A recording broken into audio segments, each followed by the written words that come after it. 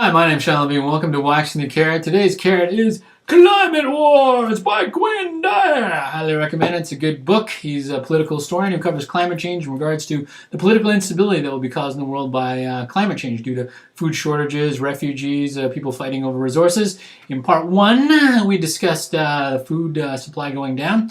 Part two, we discussed feedback mechanisms by the natural environment, take climate change out of our hands.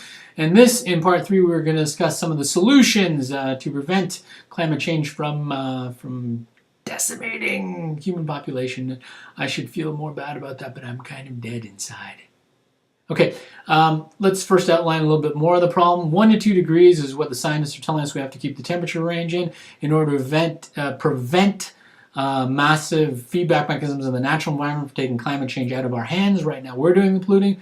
We're causing the problem. If we go above the 1 or 2 degrees, there are feedback mechanisms that could kick stuff out in the natural world that will prevent us from having any effect on stopping the world from getting much, much warmer and decimating our food supply. Okay, in order to keep it within 1 to 2 degrees, the scientists are telling us we have to be 80% reduction in greenhouse gases by 2030. 100% reduction or zero greenhouse gas emissions by 2050. Very strict diet, but it's for our own good. Okay, so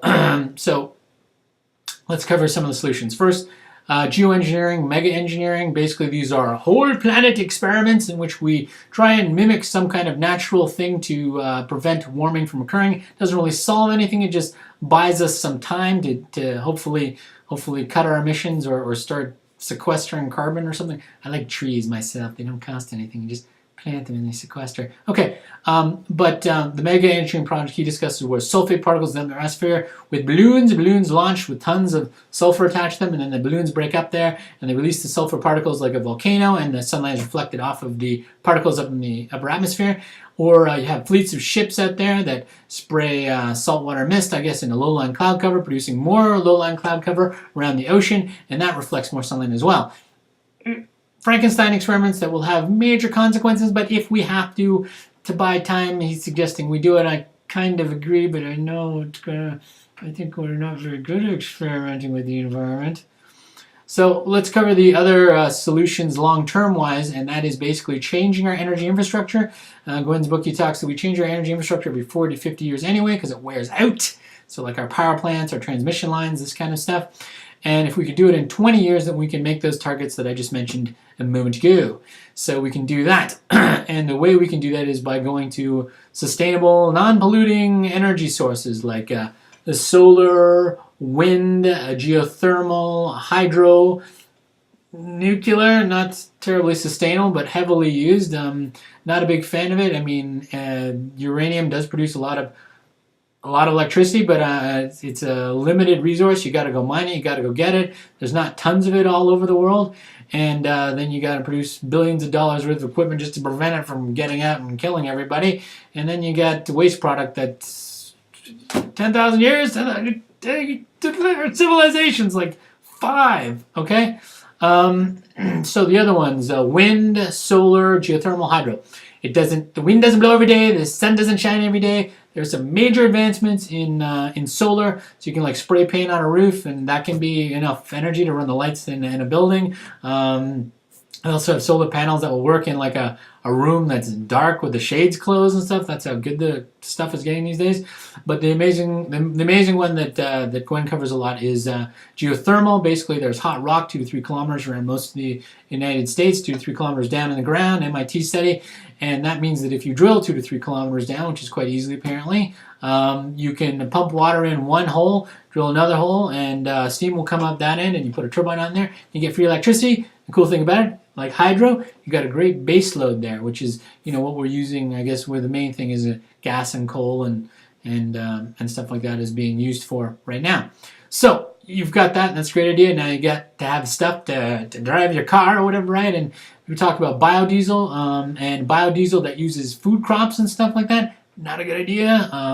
Low density alcohols, that kind of stuff, don't go as far. But also, you're driving your luncheon meat. Driving your luncheon meat is what you're doing there. So in his book, he covers biodiesel and algae, which he was saying is, or the scientist he was talking to was saying is the best idea because algae is 40 times, not 40%, 40 times greater yield than terrestrial plants for producing stuff like biodiesel. There are apparently algal, which is a salt-based plant organism that are like, I think 30 to 60% oil by weight, I guess. And those would be excellent sources for creating biodiesel because you'd only have to use 1% of the terrestrial land as opposed to like 43% to run all the vehicles. So that's a really good one.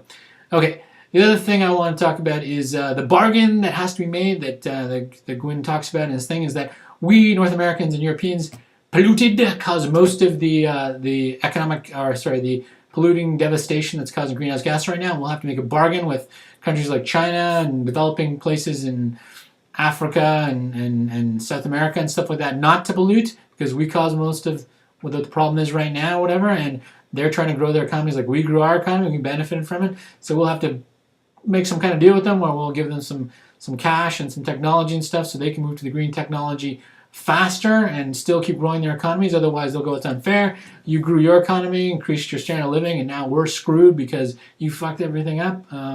That's not going to fly so well. So he brings up that deal, which is really amazing. Political kind of strategizing thing, and just like I can't even get my head around how we'd convince our populations to do that, but we have to in order to move forward on doing a global commitment because we need everybody to kick in. So I was like, I will save and you will burn wood from the top of your roof. That's, we need everybody to kick in on this one. So those are the possible solutions. I may have to do one more to discuss how we might politically change the system in order to get people to do this, in which case I would be spitballing on my own. I'll be Gwynne free. I won't have to keep going over his book, which is good, but fourth or fifth time I have to stop.